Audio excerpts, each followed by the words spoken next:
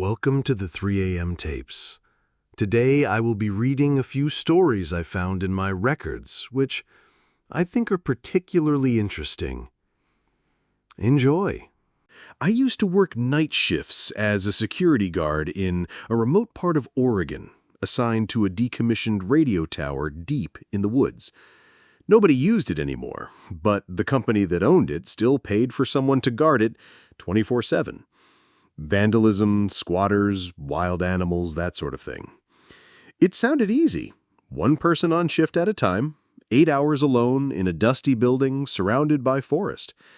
At first, I welcomed the isolation.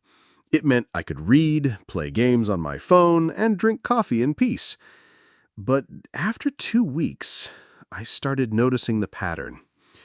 Every night at 2:13 a.m., the static-filled radio in the control room would crackle on. No signal, no power source, just static. And then a voice. At first, it was low and indecipherable.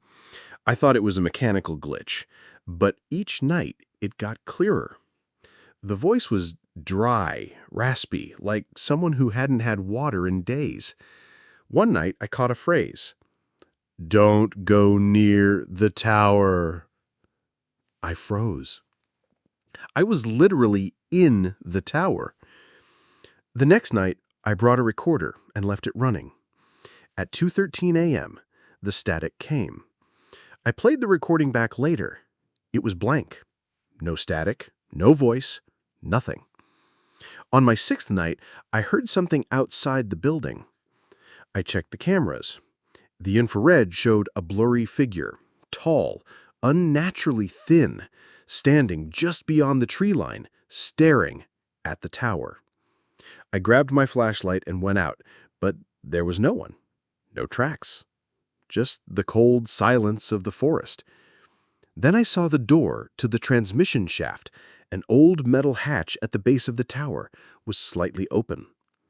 That hatch had been sealed shut with a rusted padlock since day one. I had checked it myself. I closed it and called my supervisor. He said there shouldn't be a hatch, let alone a transmission shaft. I sent him a photo. He didn't respond. Next night, I brought a crowbar and a flashlight. Around 1:45 a.m., I went to the hatch, expecting it to be sealed again. It wasn't. It was wide open, gaping like a mouth. Against every better instinct, I went in. The metal stairs descended far deeper than any small radio tower should allow. I went down for what felt like 20 minutes until I reached a dark corridor of concrete and pipes. No lights, just dripping water and a distant hum. And then the voice came again, this time behind me. "You should have stayed up there." I spun around. Nothing. I ran, but the stairwell behind me was gone. The path only went deeper now. I kept walking, heart pounding. The corridors grew tighter, walls closing in. I passed rooms that looked like holding cells. One of them still had scratch marks on the inside of the door. I heard someone crying, softly, like a child. I turned a corner, and I saw myself. Not a reflection, me, huddled in the corridor, pale, eyes wide with terror. My double looked up, lips trembling. "It doesn't let you go back. Run!" Then he vanished. I sprinted forward until I hit a dead end. But behind me, the corridor was gone. Now just smooth concrete, seamless, like it was never there. I woke up back in the control room of the tower. My watch read 2:12 a.m. The radio was silent. The hatch was gone. No stairs, no shaft, just concrete floor. When I checked the CCTV footage, the recording glitched from 1:45 a.m. to 2:14 a.m. No footage in between, like time skipped. I quit the next day. No explanation, no notice. My supervisor never returned my calls. 3 weeks later, I saw a job listing for the same post. New guard wanted, same tower. I emailed the company from a burner account, pretending to be interested. They replied with one line. The tower chooses who sees the shaft. Now moving on to story 2, The Wrong Reflection. I live alone in a small apartment, nothing fancy, just me, my books, and a cracked bathroom mirror that came with the place. I always meant to replace it, but I never got around to it. Then the mirror started acting strange. It began subtly. When I walked past it, I noticed my reflection was a split second behind. Not every time, just often enough to notice. I told myself it was nothing. I was tired, stressed, maybe just seeing things. But the delay got worse. I'd turn my head and see myself do it after. One time, I lifted my hand and my reflection didn't follow at all. That night, I covered the mirror with a towel and went to bed. The next morning, the towel was on the floor. I was sure I hadn't touched it, but I chalked it up to gravity, maybe a draft. But then I looked into the mirror, and my reflection was smiling. I wasn't. It just stood there, grinning at me with this tight, unnatural expression, while I stood frozen in horror. Then, just as quickly, it matched my pose again. I backed away and didn't enter the bathroom for the rest of the day. I work from home, so it's not like I had to leave. But by evening, I couldn't hold it anymore. I had to pee. I opened the door slowly, heart pounding. The mirror was normal again. My reflection moved with me. No smile, no delay. I told myself I needed sleep. I'd been having weird dreams for weeks, always waking up at 3:33 a.m. to knocking sounds that never had a source. The next night, I dreamed I was in my bathroom, except everything was reversed. My toothbrush was on the wrong side. The crack in the mirror curved left instead of right. And in that mirror, I saw something. It wasn't me. It looked like me, sure, but its eyes were wrong. Wide, dark, sunken. It wasn't breathing. It just stared. Then it knocked 3 times, slow and deliberate, on the inside of the glass. I woke up gasping. The clock said 3:33 a.m. And then I heard it. Knock, knock, knock. Coming from the bathroom. I froze. Every hair on my body stood up. I grabbed my phone, turned on the flashlight, and walked to the door. I didn't open it. I pressed my ear to the wood. Silence. Then a whisper from the other side. Let me in. I ran, slept in my car, didn't return until morning. I called my landlord, told him I needed the mirror replaced. He seemed surprised. He said, "There's no mirror in that unit. The last tenant smashed it. Didn't we tell you?" I walked back in, now in daylight. The mirror was there, same crack, same faded silvering on the edges. I called again. I told him, "It's still there." He replied, "No, it shouldn't be. We gutted that bathroom last year." I sent him a picture. He didn't respond. I decided to break it. I picked up a hammer and shattered the glass in one hit. But instead of falling to the floor, the shards stayed suspended in the frame, like they were glued in place. The cracks danced like spider webs across the surface, but the mirror still reflected me. Only this time, my reflection didn't move at all. It just stared. Then it blinked once, slow, and whispered, though I couldn't hear it, only read its lips. "You broke the wrong side." The mirror pulsed, not literally, but visually, as if something was pressing against it from the other side. Then the surface shifted.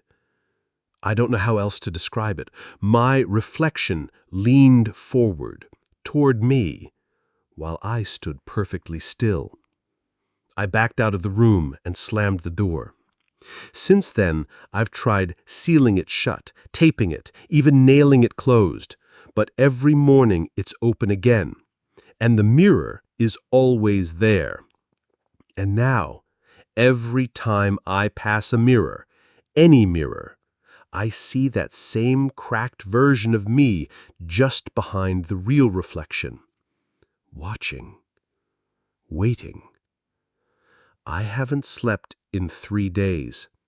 And tonight, the whisper changed. It wasn't "let me in" anymore. It said, "switch with me." And I'm scared that one day I'll blink and be looking out of the mirror instead. That was a very pleasing story.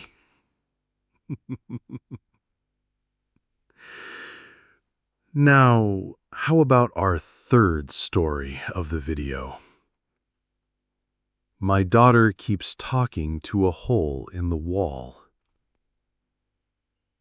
We moved into the house 3 months ago. My daughter, Ellie, is 6 years old. Bright, imaginative, and always talking to someone.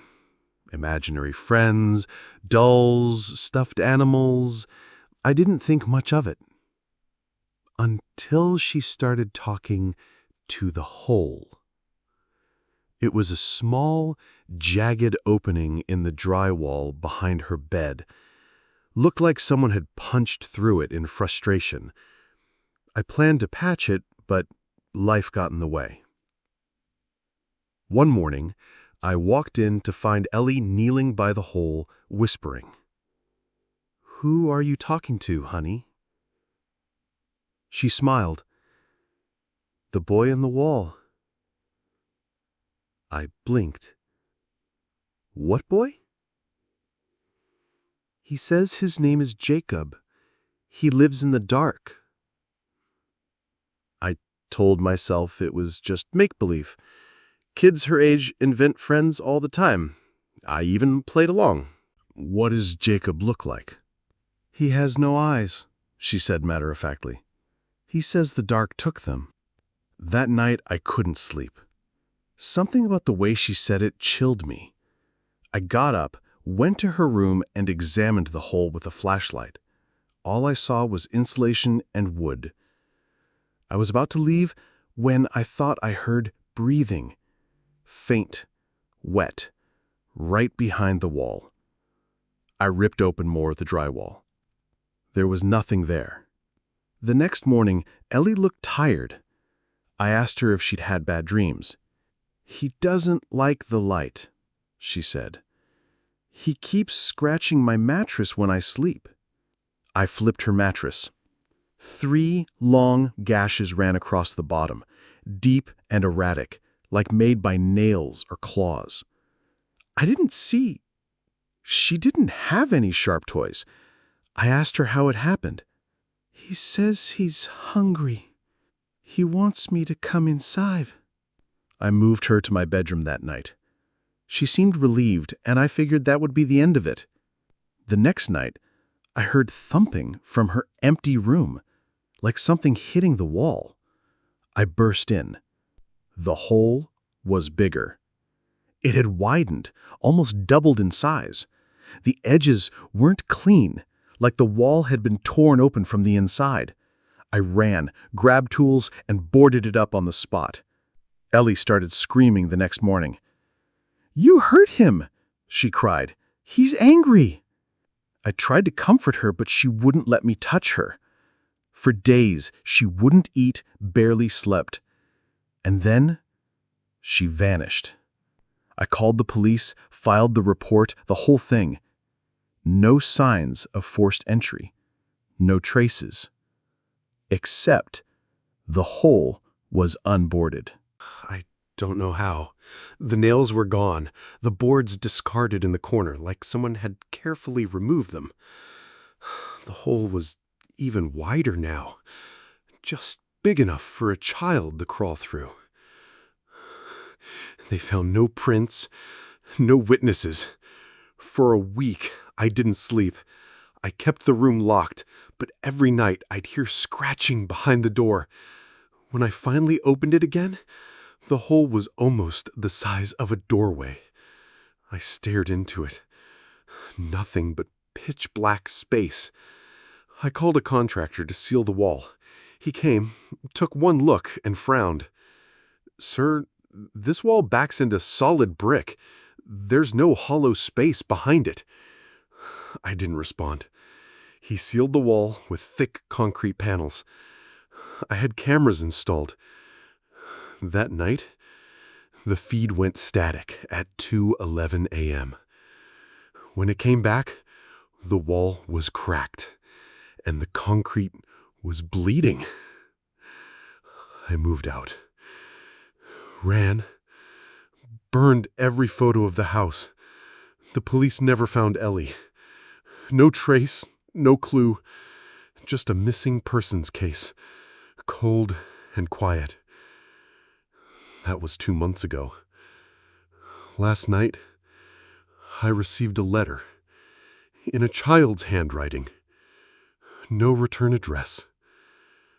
Just one sentence. "He likes it better in my skin." I live on the 4th floor of a quiet apartment building. It's peaceful. Just me and my cat, Luma.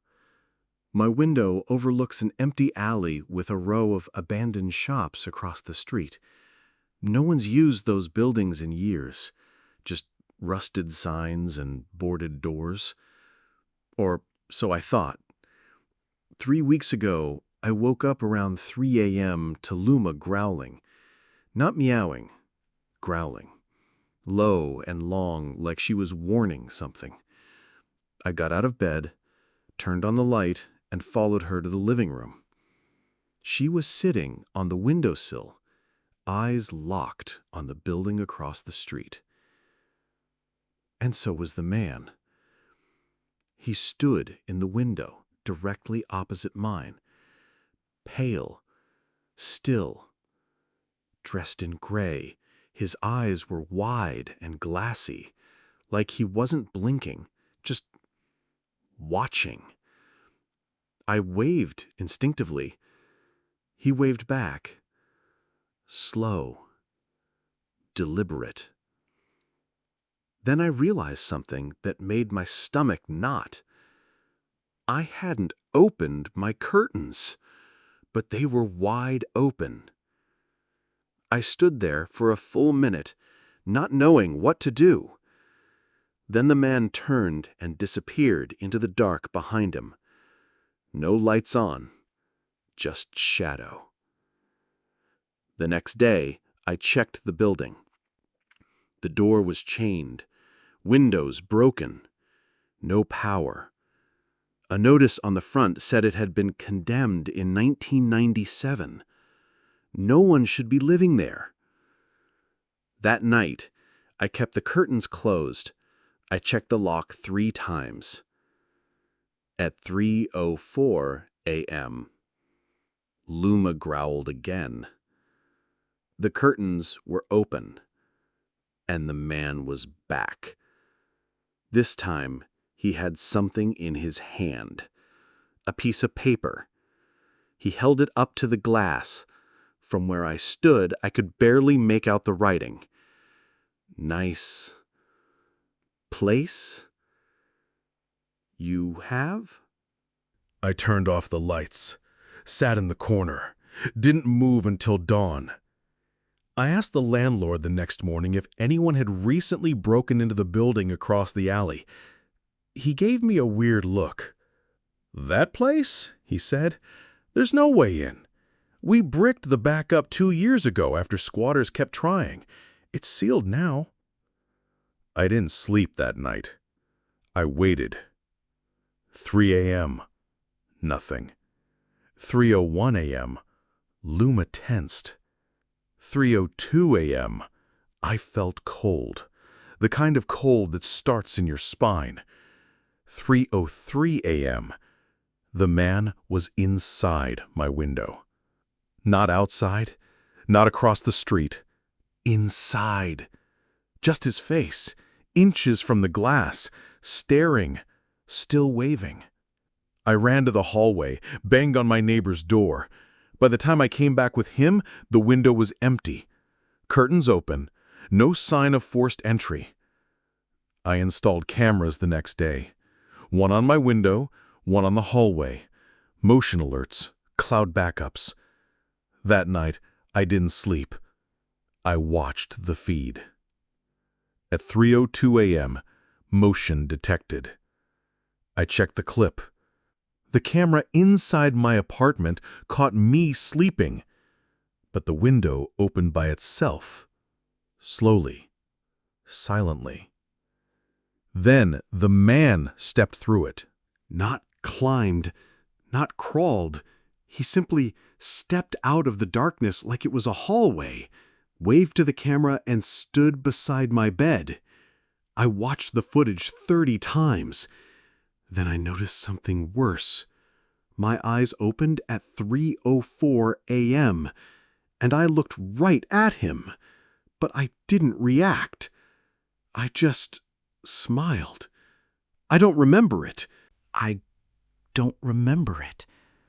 But now, every night, I wake up with the window open and Luma nowhere in sight.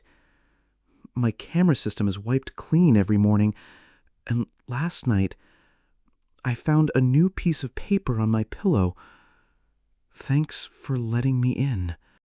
My job was to watch the door. I was told never to open it. It was supposed to be a simple job. The ad was vague. Night watcher needed. Remote facility. No experience required. Must follow instructions exactly. The pay was absurdly high. I didn't ask questions. I was broke and desperate. The facility was a concrete building in the woods, miles from the nearest town. No signage, no windows. Inside was a long hallway leading to a single, heavy metal door. My office was a room adjacent to it, with a wall of monitors showing various angles of the hallway. I met the supervisor once, a thin, pale man with sunken eyes and a voice that never rose above a whisper. "Your job is simple," he said. "You sit here from 10 p.m. to 6 a.m. You watch the door. You never leave your seat. You never look away. And above all, never open the door, no matter what you see, no matter what you hear." I laughed nervously. "What's behind it?" He didn't answer. "You will be relieved in the morning. If the door opens on its own, or if someone opens it, you will not be relieved." That was 6 nights ago. The first night was uneventful, just silence and fluorescent lighting. The monitors showed the same thing: gray hallway, steel door. The second night, I heard knocking. Knock, knock, knock. I checked the monitors. The hallway was empty. The third night, the knocking started again, but this time it was followed by a voice, a child's voice. "Hello? Is someone there? I'm lost. Please, it's cold." I stayed in my seat. It kept going for hours, pleading, whimpering. Around 3:12 a.m., it stopped. The fourth night, the lights in the hallway flickered. The camera feed glitched. For 2 seconds, the monitors went black. When they came back on, the door was open a crack. I panicked, but before I could move, the supervisor's voice came over the intercom. "Do not get up." "How are you watching me?" I asked, but he didn't respond. The door stayed cracked until dawn. Then it slammed shut on its own.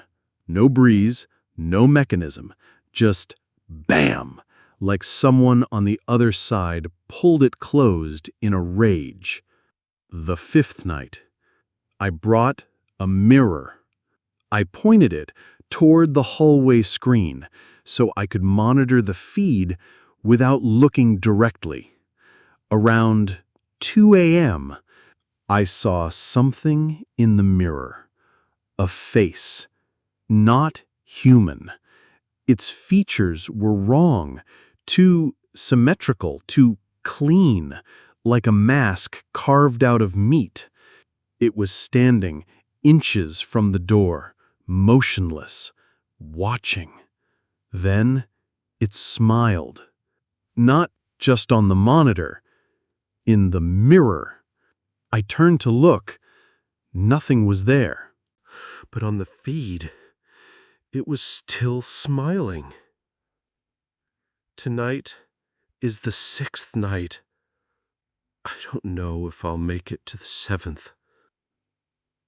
The knocking started at 9:58 p.m., before my shift even began. This time, it wasn't pleading. It was laughing. At 11:44 p.m., the power went out. Monitors dead. Lights off. Total silence. Then the door began to rattle, like something was slamming against it from the other side, over and over. Boom, boom, boom. I hid under the desk. The intercom crackled to life. "Don't move." It was the supervisor. "But the monitors are out," I whispered. He spoke again, more urgently. "That's not the door anymore. Do not open it." And then something spoke back. "I'm the real one. I've been with you all along." The voice came from inside the room. I covered my ears. I shut my eyes. I waited for daylight. I must have passed out, because I woke up with sunlight pouring through the cracks in the walls. The door was open, just slightly, just enough. I looked at the monitors, working again. The hallway was empty. I turned to leave and saw a note taped to the inside of the door. Written in my own handwriting. "I opened the door. I don't remember doing it. If you're reading this, you're not watching the hallway anymore. You're inside it." I'm still here, but the hallway looks different now. Longer. And I think something else is watching me. And that's all I have for today's tape. I'll see you in the next one.